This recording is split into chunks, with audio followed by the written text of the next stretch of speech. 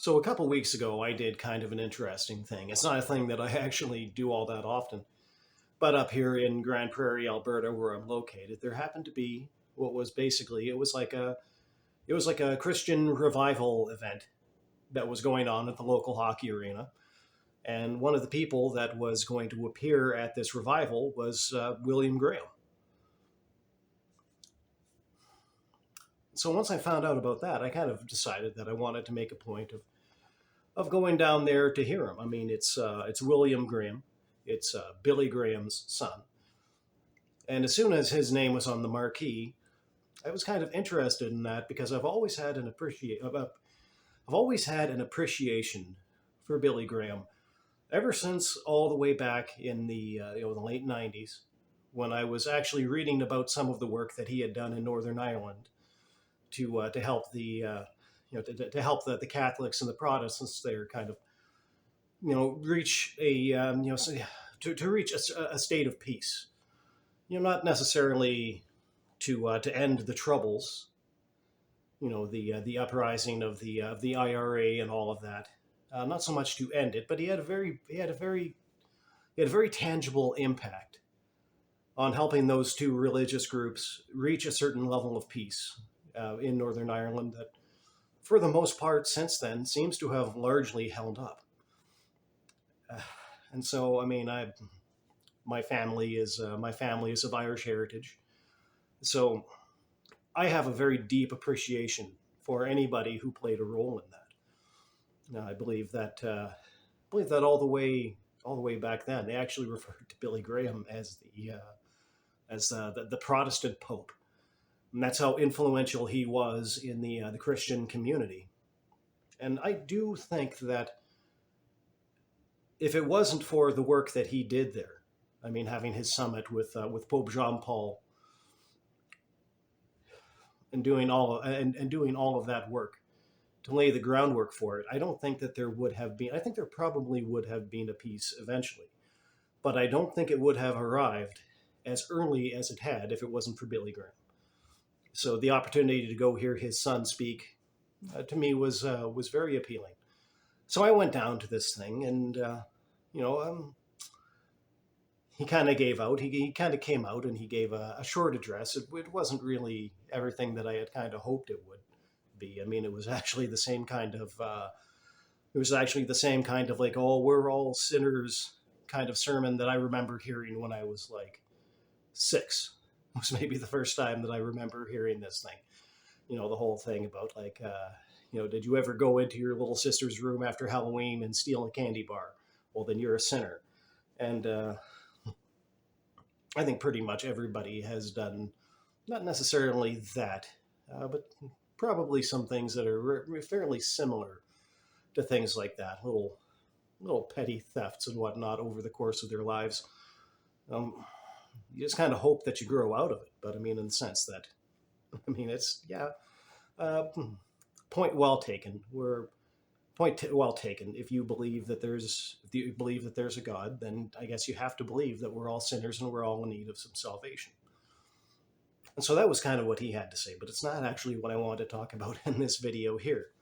What I'm actually here to talk about in this segment was just some of the musical acts that were present at this event. And I got to say, like a lot of this Christian music that they played, so far as Christian music goes, was pretty good. But I couldn't help but notice something that I never really noticed about Christian music before.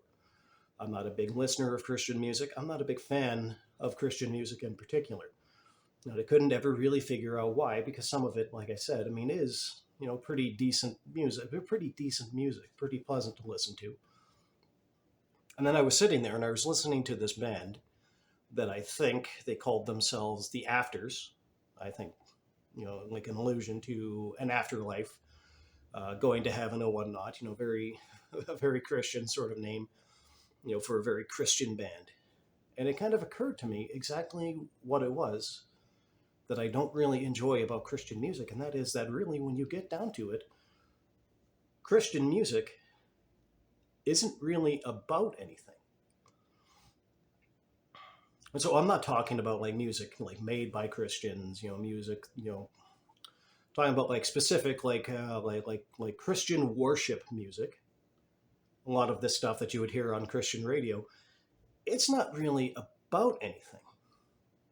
It doesn't really offer you anything in terms of like your day-to-day life, the kind of struggles that everybody faces as they go about their lives, the things that make up the story of a life. There's nothing there.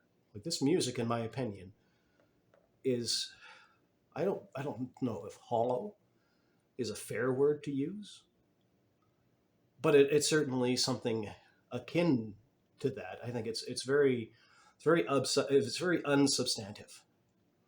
And if you're having the kind of struggles that most people have in their lives, like if you are struggling with your finances or you're struggling with your romantic life or things like that, there's nothing in that music to help you. It's literally you listen to these songs, and most of these songs are pretty much just like, oh, I love God, I love Jesus, I love God. Okay, well, nothing necessarily wrong with that, but it certainly doesn't make this music very helpful. And you do hear this from time to time. People talk about, this song helped me with this thing at this time, helped me get through this, helped me come up with an answer, for this particular problem, things like that. I just don't hear anything in this music that is anything like that. It's literally just like yay God kind of kissing the ass of the Almighty kind of stuff. And that's just I can't I just can't get that to appeal to me. And I have heard it said by some people that being a Christian isn't actually supposed to, that's not what that music is there for, because making your life better is apparently not what being a Christian is supposed to be about to these people. And I've got to say, no, I don't disagree with I don't agree with that at all. I think that your life should be bettered by that if you choose to take that path.